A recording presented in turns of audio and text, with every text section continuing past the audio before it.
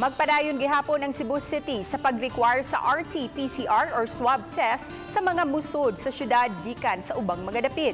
Kini bisan pa man sa desisyon sa IATF nga dili na mandatory ang swab testing sa mga mobiyahe. Ani ang report.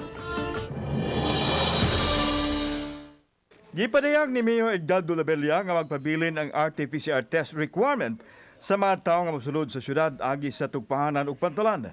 Iyang gipasabot nga ang dakbayan sa Sugbo, sentrong dapit, nga nagsaan sa mga tao busa padayon ang swab test requirement. Required RT-PCR, and this decision also came from my discussion and recommendation of the regional health officials. Ang desisyon sa mayor, nakabot bisan pa man og adunay gipagawas nga lagda ang IATF nga dili na mandatory ang swab testing sa mga travelers. Nagkabot ang hinuon sa mong lagda nga magdepende sa LGU kung mo require og testing sa mga mosulod sa ilang dapit.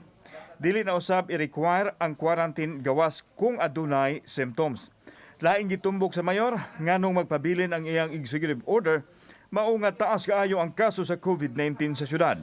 Apan giklaro ni Labella nga dili na i-require ang travel authority ug ang medical certificate basta adunay RT-PCR test result. Considering that Cebu City is a hub, it is the center. People from different islands converge to Cebu City. We really have to protect the public health of our citizens. At this current situation where we are in, where our numbers are high, it would be safest to still conduct testing. We do not want, wag nating bulabugin yung marami na nating numbers at tayo ay maging pabaya.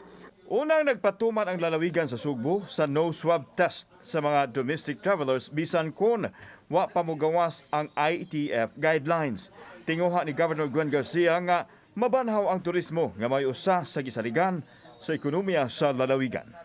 Kauban si Cleofer Lumayag, ako si Alan Domingo.